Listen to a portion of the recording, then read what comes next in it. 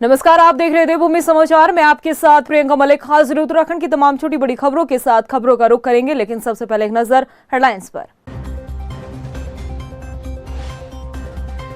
हल्द्वानी में पुलिस का एक्शन जारी। हिंसा में शामिल आरोपियों की संपत्ति हो रही कुर्क। 2 और आरोपियों को किया गिरफ्तार।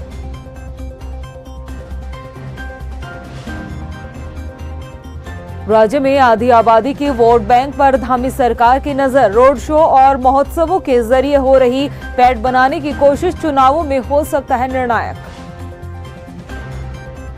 उत्तराखंड में लोकसभा चुनाव के लिए प्रत्याशियों का नाम तय करने के लिए दिल्ली में कांग्रेस स्क्रीनिंग कमेटी की अहम बैठक। प्रदेश प्रभारी और प्रदेश अध्यक्ष रहे मौजूद। जिताऊ कैंडिडेट उतारना चुनौती।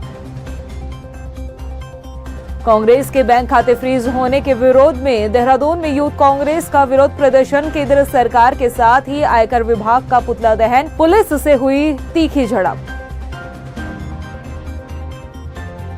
हेडलाइंस के बाद बुलेटिन में खबरें विस्तार से। हल्द्वानी में बनभूलपुरा कांड के मुख्य साजिशकर्ता अब्दुल मलिक की संपत्ति कुर्क होने के साथ ही अब अन्य फरार आरोपियों के घरों पर कुर्की की कार्रवाई जारी है। पार्षद शकील अंसारी की संपत्ति भी कुर्क की गई है। भारी सुरक्षा व्यवस्था के साथ पुलिस टीम ने इस कार्रवाई को अंजाम दिया है। बताया जा रहा है कि फरार चल रहे यूथ कांग्रेस नेता मौकिन सैफी और जिया उल रहमान को भी पुलिस ने गिरफ्तार कर लिया है।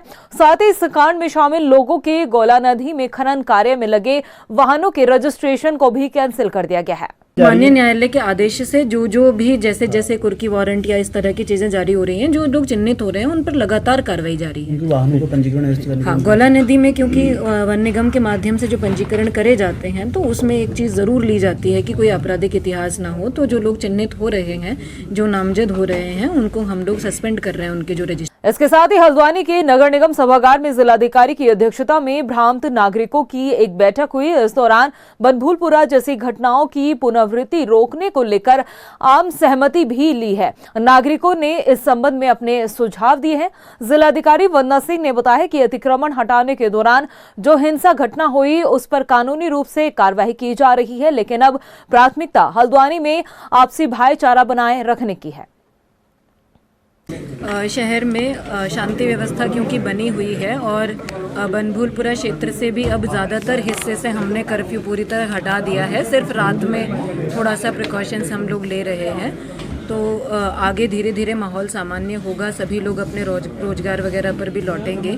तो ऐसे में कुछ घटनाएं, कुछ इस तरह के बयान सामने आ रहे थे अलग अलग संगठनों से कि वो किसी एक विशेष वर्ग को जैसे काम नहीं करने देंगे या बायकॉट वगैरह करेंगे। वो चिंताजनक था। उससे शहर का माहौल भविष्य में भी बिगड़ सकता है।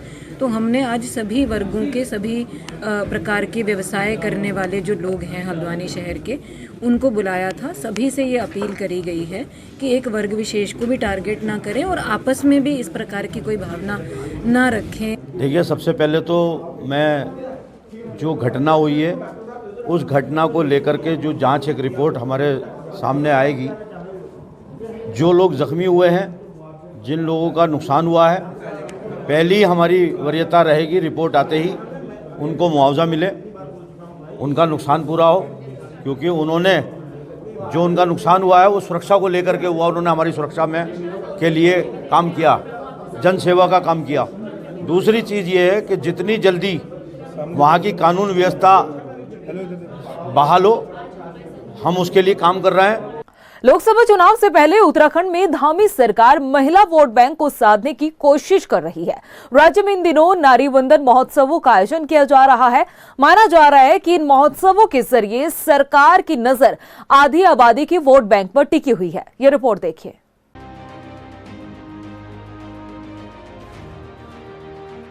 लोकसभा चुनाव से पहले मुख्यमंत्री पुष्कर सिंह धामी इन दिनों प्रदेश के जिलों में जाकर जहां विकास योजनाओं का लोकार्पण और शिलान्यास कर आम जनता को कई सौगात देने का काम कर रहे हैं, तो वहीं हर जिले में जाकर महिला सशक्तिकरण को बढ़ावा देने का काम भी मुख्यमंत्री कर रहे हैं। और इन कार्यक्रमों के दौरान सीएम पुष्कर सिंह धामी स्वयं सहायता समूह के तहत काम कर रही महिलाओं को प्रोत्साहित करते हुए नजर आ रहे हैं। साथ ही हर जिले में महिलाओं के लिए आयोजित मेले में भी शिरकत कर रहे हैं। धामी सरकार की इन गतिविधियों से समझा जा सकता है कि लोकसभा चुनाव को देखते हुए भाजपा महिला वोट बैंक को साधने का काम कर रही है, जो बीजेपी के लिए एक मजबूत कड़ी उत्तराखंड में बन चुका है। राज्य गठन के समय जहां उत्तराखंड में महिला वोट बैंक पुरुषों के वोट बैंक में काफी पीछे रहता था, तो वहीं अब महिलाएं वोट प्रतिशत में पुरुषों को पीछे छोड़ती हुई नजर आ रही है। क्या कुछ आंकड़े महिला वोट प्रतिशत को लेकर बयां करते हैं, आइए आपको समझाते हैं। लोकसभा चुनाव में महिला और पुरुषों का वोट मत प्रतिशत कितना था, आइए आपको दिखाते हैं। साल 2004 में महिलाओं का वोट प्रतिशत 44.94 था, पुरुषों का वोट प्रतिशत 53.43 था। साल 2009 में महिलाओं का वोट प्रतिशत 51.11 था, जबकि पुरुषों का वोट प्रतिशत 56.67 था। साल 2014 में महिलाओं के वोट प्रतिशत में बढ़ोतरी हुई। साल 2014 में 63.37% महिलाओं का वोट प्रतिशत था, जबकि पुरुषों का वोट प्रतिशत 61.34 था। साल 2019 में महिलाओं का वोट प्रतिशत 64.37 था, जबकि पुरुषों का वोट प्रतिशत 58.87 था। विधानसभा चुनाव में महिला और पुरुषों का वोट मत प्रतिशत कितना था, आइए ये भी देख लेते हैं। साल 2002 में महिलाओं का वोट प्रतिशत 52.64 था, पुरुषों का वोट प्रतिशत 55.94 था। साल 2007 के चुनाव में महिलाओं का वोट प्रतिशत 59.45 था, जबकि पुरुषों का वोट प्रतिशत 58.95 था। साल 2012 के चुनाव में महिलाओं का वोट प्रतिशत 68.84 था, पुरुषों का वोट प्रतिशत 65.74 था। साल 2017 के चुनाव में महिलाओं का वोट प्रतिशत 69.37 हुआ, पुरुषों का वोट प्रतिशत 58.95 था। जबकि साल 2022 के विधानसभा चुनाव में भी महिलाओं के वोट प्रतिशत में बढ़ोतरी हुई। महिलाओं का वोट प्रतिशत 67.20 था, पुरुषों का वोट प्रतिशत 62.60 था। जो आंकड़े हमने आपको दिखाए हैं, इनमें साफ तौर पर देखा जा सकता है कि वक्त के साथ साथ राज्य में महिला वोट बैंक में बढ़ोतरी हुई है और इसकी वजह यही है कि राज्य में मातृशक्ति के हक में हमेशा कार्य किया गया। और खुद मुख्यमंत्री पुष्कर सिंह धामी का कहना है कि मातृशक्ति का उत्थान बेहद जरूरी है, इसलिए प्रदेश सरकार की तरफ से महिला सशक्तिकरण को बढ़ावा देने की दिशा में लगातार कार्य किए जा रहे हैं। देखिए, मातृशक्ति चूंकि हमारे राज्य की रीढ़ रही है और इस राज्य को बनाने में हो या राज्य की जो हमारी सांस्कृतिक धरोहर है उसको बचाने में हो या यहाँ के जनजीवन को आगे बढ़ाने में, मातृशक्ति का हमेशा से बहुत बड़ा योगदान रहा है। इसलिए मातृशक्ति का उत्थान हो, वो स्वरोजगार की ओर बढ़े, रोजगार की ओर बढ़े, स्वावलंबन की ओर बढ़े, आत्मनिर्भर बने, हर क्षेत्र में आगे आए। इसके लिए हमने मातृशक्ति नारी शक्ति महोत्सव पूरे राज्य के अंदर किए हैं, जिसमें लाखों की संख्या में मातृशक्ति ने आकर जहां स्वयं को आगे बढ़ाने की जो तस्वीर है वो पूरे देश के सामने, दुनिया के सामने, प्रदेश के सामने प्रस्तुत की है। वहीं हम सब का भी प्रोत्साहन किया है कि हम लोग मातृशक्ति के उत्थान के लिए प्रतिबद्ध हैं और संकल्पबद्ध हैं। वहीं धामी सरकार में महिला एवं बाल विकास मंत्री रेखा आर्य का भी कहना है कि उत्तराखंड की मातृशक्ति आज भाजपा के साथ खड़ी हुई नजर आ रही है, जबकि विपक्ष ने केवल इसे दिखावा मात्र करार दिया है। कांग्रेस का कहना है कि राज्य में महिलाओं के हक में कोई कार्य नहीं किया गया। देखिए, भारतीय जनता पार्टी महिलाओं के अधिकारों से लेकर, महिलाओं के डेवलपमेंट से लेकर, महिलाओं के सशक्तिकरण से लेकर हमेशा से प्रतिबद्ध रही है।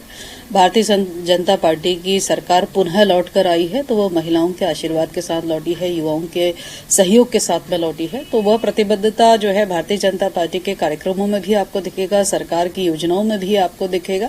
और मुझे लगता है कि माननीय मुख्यमंत्री जी ने जिस प्रकार से जनपदों के दौरे करते हुए महिला सशक्तिकरण को नमन करते हुए जिस प्रकार के कार्यक्रम उनके रहे हैं, वो साफ संदेश है कि हम आपका स्थान कहाँ मानते हैं, कितना आपको हम स्वीकार करते हैं, ये उस भावना की अभिव्यक्ति है। और रही बात चुनावी दृष्टिकोण से, तो मुझे लगता है कि महिलाएं हमेशा से भारतीय जनता पार्टी के साथ रही है। मुख्यमंत्री को दर दर भटकने की जरूरत नहीं पड़ती यदि 5 साल तक उनके विधायक, मंत्री और सांसद अपने अपने क्षेत्रों में सक्रिय होते और उसके विकास को अहमियत देते। आज मुख्यमंत्री को लगातार अपनी झोली फैलानी पड़ रही है मातृशक्ति के आगे, लेकिन मुख्यमंत्री बताएं कि महिलाओं के लिए उन्होंने किया क्या है। एनसीआरबी का डेटा भयानक है, रूह कपा देने वाला डेटा है कि 9 हिमालयी राज्यों में उत्तराखंड महिला अपराध में नंबर 1 में पहुंच गया है। 960 यहां बलात्कार पिछले एक साल में हुए हैं और 778 अपहरण। तो कहीं ना कहीं यूपी बिहार के समक्ष लाकर खड़ा कर दिया है मुख्यमंत्री ने उत्तराखंड को। और बताएं कि उनकी सरकार में ऐसी कौन सी योजना है जिसको वो अपना कह सकें, जो महिला सुरक्षा के क्षेत्र में कोई कदम हो, जो किसानों के लिए कोई ठोस कदम हो, जो व्यापारियों के लिए और मजदूरों के हितों की रक्षा करने के लिए हो। उत्तराखंड में भाजपा इस वक्त महिला वोट बैंक के जरिए 2024 में जीत की हैट्रिक लगाने की कोशिश कर रही है। यही वजह है कि सीएम पुष्कर सिंह धामी खुद हर जिले में जाकर महिलाओं के बीच कई तरह के कार्यक्रम कर उन्हें प्रोत्साहित करते हुए नजर आ रहे हैं। अब अगर भाजपा ने महिलाओं के वोट बैंक पर मजबूत पकड़ बना ली तो राज्य में विपक्षी दल के लिए बीजेपी को हराना मुश्किल हो सकता है। उत्तराखंड के सभी ब्लॉक मुख्यालयों में अब ओपन जिम बनाए जाएंगे। राज्य की खेल मंत्री रेखा आर्या ने खेल विभाग के अधिकारियों को इस संबंध में निर्देश दिए हैं। रेखा आर्या ने कहा है कि ब्लॉक स्तर पर ओपन जिम बनाने के लिए भूमि चयन की प्रक्रिया को पूरा करने के साथ ही निर्माण कार्य जल्द शुरू किया जाएगा। युवाओं के लिए जिम की बहुत आवश्यकता है, क्योंकि जिम के लिए तो पूरा एक प्रॉपर रूम इत्यादि की आवश्यकता रहती है। तो उसके विकल्प न जाते हुए हम लोग ओपन जिम जो सबके लिए सुविधा परक मिल सके, उसकी तैयारी विभाग को करने के लिए कहा है। हर ब्लॉक स्तर पर एक ओपन जिम खोला जाए। जहां एक और इस बात की उम्मीद थी कि राज्य का बजट सत्र गैरसैंण में होगा, लेकिन अब ये तय हो चुका है कि ये सत्र देहरादून विधानसभा में ही आयोजित होना है। ऐसे में गैरसैंण से दूरी बनाने पर सवाल उठने लगे हैं। वहीं बीजेपी के ही कुछ विधायकों ने इसे लेकर सवाल भी उठाए हैं। विधायकों की माने तो गैरसैंण की अनदेखी शहीदों का अपमान जैसा है। ये रिपोर्ट देखिए। उत्तराखंड के विधायकों को मौसम से लगता है डर। गैरसैंण में ठंड से डरते हैं कई विधायक। गैरसैंण में नहीं, अब देहरादून में होगा बजट सत्र। गैरसैंण में सत्र आयोजित न होने पर गरमाई सियासत। उत्तराखंड का बजट सत्र गैरसैंण के बजाय देहरादून विधानसभा में आयोजित होना है, जिस पर सियासत भी शुरू हो चुकी है। दरअसल देहरादून विधानसभा में बजट सत्र आयोजित करने को लेकर कई विधायकों ने अपने स्वास्थ्य और गैरसैंण में अधिक ठंड का हवाला देते हुए विधानसभा स्पीकर को पत्र लिखा था, जिनकी मांग पर देहरादून में सत्र आयोजित करने के लिए फैसला लिया गया। मगर सरकार के इस फैसले पर खुद बीजेपी के विधायक ने ही सवाल उठाए हैं। कर्णप्रयाग से भाजपा विधायक अनिल नोटियाल, जिनका विधानसभा क्षेत्र गैरसैंण में ही पड़ता है, उन्होंने कहा कि गैरसैंण में मौसम साफ है और गैरसैंण विधानसभा में बजट सत्र आयोजित हो सकता था, लेकिन विधायकों ने क्या सोचकर पत्र लिखा, उनकी समझ से परे हैं। वैसे ऐसी स्थिति तो अभी नहीं है, क्योंकि इस बीच गर्मी काफ़ी है, बरसात और बर्फबारी इस बार नहीं हुई है जिस तरह होती रही है। तो मुझे नहीं लगता कि ऐसी स्थिति पैदा होनी चाहिए थी, क्योंकि आज वहाँ पर गैरसैंण भराड़ी शहर में मौसम बिल्कुल सही है और सत्र हो सकता था, लेकिन मुझे नहीं मालूम किन परिस्थितियों क्योंकि हो सकती पिछली बार बरसात के कारण ठंड महसूस हुई होगी कुछ विधायकों को, तो इस कारण शायद ये हुआ है।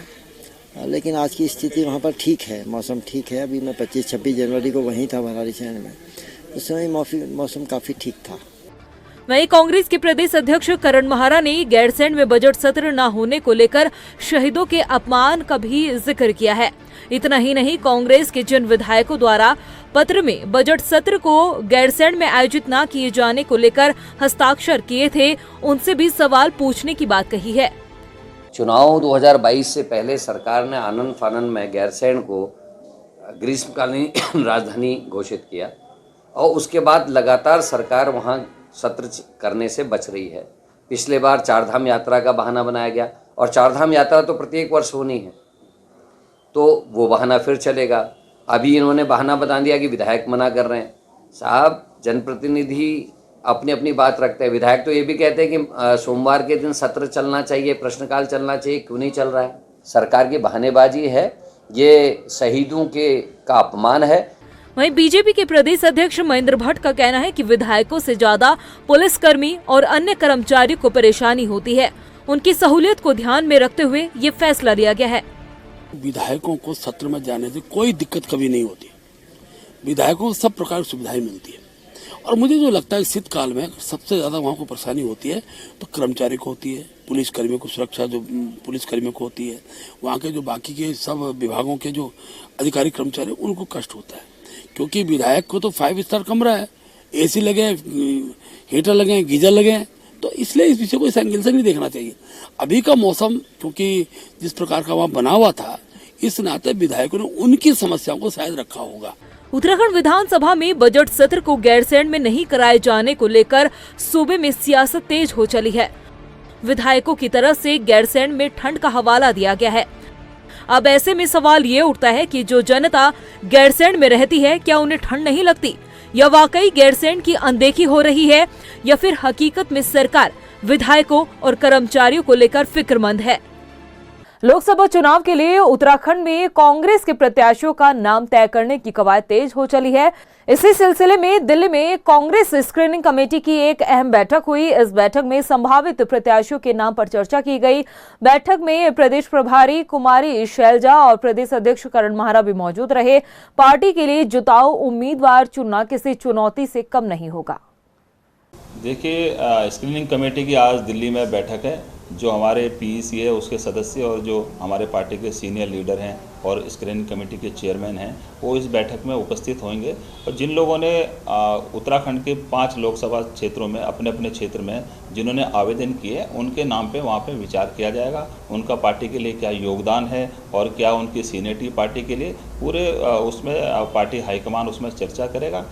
वहीं लोकसभा चुनाव से ठीक पहले आयकर विभाग ने 115 करोड़ रुपए की रिकवरी की मांग का हवाला देते हुए कांग्रेस के खाते फ्रीज कर दिए। हालांकि आयकर अपीलीय ट्रिब्यूनल ने अगले हफ्ते बुधवार को होने वाली सुनवाई तक संचालित करने की अनुमति दे दी है, मगर खाते फ्रीज करने की कार्यवाही को लेकर कांग्रेस पूरे देश के साथ साथ उत्तराखंड में इसका विरोध कर रही है। कांग्रेस ने लोकसभा चुनाव की घोषणा से कुछ हफ्ते पहले खातों पर लगी रोक को लोकतंत्र पर तालेबंदी करार दिया है। देहरादून में कांग्रेसियों ने सरकार और आयकर विभाग का पुतला फूंका है। कांग्रेसियों का कहना है कि विपक्षियों को हर तरीके से परेशान करने की साजिश की जा रही है। राजनीतिक दलों को काम नहीं करने देना, अपने विपक्षियों को हर तरीके से परेशान करना चाहते हैं, दबाना चाहते हैं। देश को इस बात पर विचार करना चाहिए कि जब चुनाव प्रक्रिया लगभग प्रारंभ हो चुकी है, लोकसभा के चुनाव की प्रक्रिया, सारे राजनीतिक दल उसकी तैयारी में लग गए हैं, तो ऐसे समय में एक राजनीतिक दल के खातों को आप सीज कर रहे हैं, सारे खातों को सीज कर रहे हैं, एकाध को नहीं कर रहे हैं, सारे खातों को सीज कर रहे हैं, तो इसका अर्थ है कि आप चाहते हैं कि कांग्रेस जो लेजिटिमेट उसकी एक्टिविटीज़ हैं, जो वैधानिक गतिविधियां हैं, उनको भी न कर पाए। बहुत ही शर्मनाक है। इसे मैं दमन की पराकाष्ठा के रूप में देखती हूँ कि सत्तारूढ़ दल पॉलिटिकल वेंडेटा के चलते कहीं ना कहीं ये उनकी घबराहट, उनका डर दिखाता है कि बात तो आप 400 पार की करते हैं, लेकिन अंदर ही अंदर आप इतना घबराए हुए हैं। राहुल गांधी की भारत जोड़ो न्याय यात्रा की सफलता से एक जन सैलाब उसमें उमड़ रहा है। हर समाज का, वर्ग का जो व्यक्ति है वो अपना दर्द और अपना दुख उनके साझा कर रहा है। तो उसकी लोकप्रियता को, उसकी सफलता से आप इतना घबरा गए कि आपने अकाउंट ही फ्रीज कर डाले। देहरादून स्थित कांग्रेस के प्रदेश कार्यालय में AICC के वॉर रूम में बैठक आयोजित की गई। बैठक में आगामी लोकसभा चुनाव को लेकर बूथ स्तर तक पार्टी को मजबूत करने की रणनीति और ढांचे पर जानकारी देते हुए प्रशिक्षण दिया गया। इसके साथ ही भाजपा ने जिन मुद्दों पर जनता की अनदेखी की है, उन मुद्दों को उठाने की बात भी कही है। वॉर रूम में चेयरमैन नवीन जोशी ने कहा है कि प्रदेश में चुनाव को लेकर बूथ जोड़ो भारत जोड़ो मुहिम पर सक्रियता से कार्य किया जा रहा है।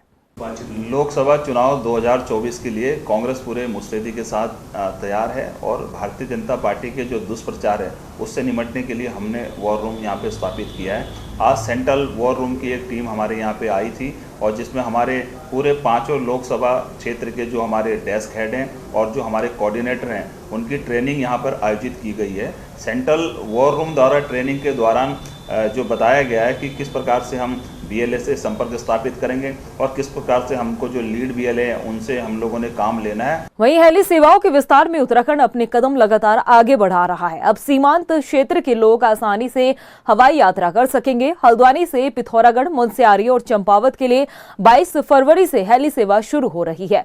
SDM परितोष वर्मा ने बताया कि हेली सेवा के सफल ट्रायल के बाद DGCA ने इसकी मंजूरी दी है। उन्होंने बताया कि डिस्टेंस के हिसाब से प्रति व्यक्ति किराया 2500 से 3500 रुपए तक तय किया गया है। देखिए, हेरिटेज एविएशन द्वारा यहाँ गोलापार हवाई अड्डे से जो हमारा हेलीपैड है, इससे मुंशियारी, पिथौरागढ़ और चंपावत 3 स्थानों के लिए हेली सेवा प्रारंभ की जा रही है। 22 तारीख से ये हेली सेवा प्रारंभ होने जा रही है। इसमें एक हेली डेडिकेटली यहीं रहेगा और 2 उड़ान मुंशियारी के लिए, 2 उड़ान पिथौरागढ़ के लिए और 2 उड़ान चंपावत के लिए ये लेगा। वहीं रुद्रपुर के किच्छा रोड पर किसानों ने टोल पर पहुंचकर सांकेतिक रूप से टोल को बंद करते हुए विरोध प्रदर्शन किया है। इस दौरान किसानों का कहना था कि हरियाणा में किसानों पर जो बर्बरता की गई है केंद्र सरकार के द्वारा, उसके विरोध में सांकेतिक रूप से टोल को फ्री करते हुए केंद्र सरकार के खिलाफ ये विरोध प्रदर्शन किया गया। उन्होंने कहा है कि सरकार अगर आने वाले समय में किसानों की मांग को पूरा नहीं करती है तो रणनीति तैयार कर आंदोलन किया जाएगा। जो शांतिपूर्ण तरीके से हमारे किसान साथी पंजाब हरियाणा के जो दिल्ली कूच करने जा रहे थे अपनी मांगों को लेकर, एमएसपी की जो मांग थी, जो सरकार द्वारा 13 महीने आंदोलन पहले चला था, उस आंदोलन में रिटनली ये माना गया था कि हम इन मांगों को मानेंगे, लेकिन फिर भी 2 साल तक नहीं मांगी। उन शांतिपूर्ण तरीके से अपनी मांगों को रखने के लिए दिल्ली जा रहे किसानों के ऊपर अत्याचार किया गया, गोलियां चलाई गई, आंसू गैस फेंके गए। उसके खिलाफ, सरकार के खिलाफ और उन किसानों के समर्थन में आज पूरे कुमाऊं के जो टोल फ्री कराए गए हैं 12 बजे से लेकर 3 बजे तक। ये बेसिकली जो कॉल था उसके दृष्टिगत हमने आवश्यक सुरक्षा व्यवस्था की हुई है यहाँ पे, और उन लोगों से लगातार हम लोगों ने कम्युनिकेशन भी बनाया हुआ है और अभी फ़िलहाल ये प्रदर्शन चल रहा है। इसमें जैसे भी होगा अग्रिम कार्रवाई इसमें की जाएगी। फिलहाल मौके पर शांति व्यवस्था बनी हुई है। चंपावत जिले के बाराकोट ब्लॉक के अटल उत्कृष्ट जीआईसी चौमेल में पिछले 7 महीने से अंग्रेजी प्रवक्ता और एलटी का पद खाली चल रहा है। खाली पद को भरने के लिए एसडीएम हेमंत वर्मा को ज्ञापन सौंपा गया। अटल उत्कृष्ट जीआईसी में समिति की कार्यकारिणी समिति के अध्यक्ष ने कहा है कि अंग्रेजी प्रवक्ता न होने से चौमेल क्षेत्र के 15 ग्राम सभाओं के छात्र छात्राओं का भविष्य अधर में लटक गया है। मैं यही कहना चाहूँगा कि मैं आज माननीय अपर जिलाधिकारी चंपावत जी के माध्यम से मिला और मैंने अपने चौमेल जीआईसी की जो समस्या थी कि अटल उत्कृष्ट है, इंग्लिश मीडियम है, लेकिन वहाँ अंग्रेजी के अध्यापक दोनों नहीं हैं, जिसमें बच्चों की पढ़ाई पूरी तरह से प्रभावित हो गई है। बल्कि पिछले साल ही लगभग 70-80% रिजल्ट अंग्रेजी विषय में खराब रहा। उसके बावजूद इतनी बड़ी लापरवाही, ये कोई अच्छी बात नहीं है। विलुप्त हो रहे गिद्धों के झुंड दिखाई देने से लोहाघाट क्षेत्र के पर्यावरण प्रेमियों ने खुशी जताई है। पर्यावरण प्रेमियों ने कहा कि गिद्ध विलुप्त की कगार पर पहुंच चुके थे, लेकिन एक बार फिर से गिद्धों के झुंड दिखाई देना शुभ संकेत है। पर्यावरण के लिए ये काफी अच्छी बात भी बताई गई है। कल्चर जो होते हैं ये पर्यावरण के सबसे अच्छे मित्र होते हैं, जो फ्री में अपनी सेवाएं देते हैं और पूरे पर्यावरण को क्लीन करते हैं, जिसकी वजह से हम एक दूषित वातावरण में रहने से बचे हुए हैं और बीमारियों से बचे रहते हैं। अब सर ने इसके रीजन बताया इसके विलुप्त होने के, वो सारे रीजन जैसे कि इनके आवासों का नष्ट होना है और ये कई प्रकार के क्लाइमेटिक चेंजेस हैं, चाहे वो टेम्परेचर बेस्ड हो। प्रदेश की खबरों में इतना ही, फिर हाजिर होंगे कुछ खास खबरों के साथ। तब तक के लिए मुझे दे इजाजत, नमस्कार।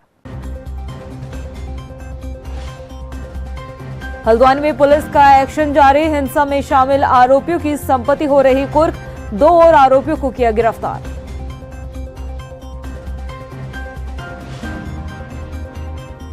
राज्य में आधी आबादी की वोट बैंक पर धामी सरकार की नजर, रोड शो और महोत्सवों के जरिए हो रही पैठ बनाने की कोशिश चुनावों में हो सकता है निर्णायक। उत्तराखंड में लोकसभा चुनाव के लिए प्रत्याशियों का नाम तय करने के लिए दिल्ली में कांग्रेस स्क्रीनिंग कमेटी की अहम बैठक, प्रदेश प्रभारी और प्रदेश अध्यक्ष रहे मौजूद, जिताऊ कैंडिडेट उतारना चुनौती। कांग्रेस के बैंक खाते फ्रीज होने के विरोध में देहरादून में यूथ कांग्रेस का विरोध प्रदर्शन, केंद्र सरकार के साथ ही आयकर विभाग का पुतला दहन, पुलिस से हुई तीखी झड़प।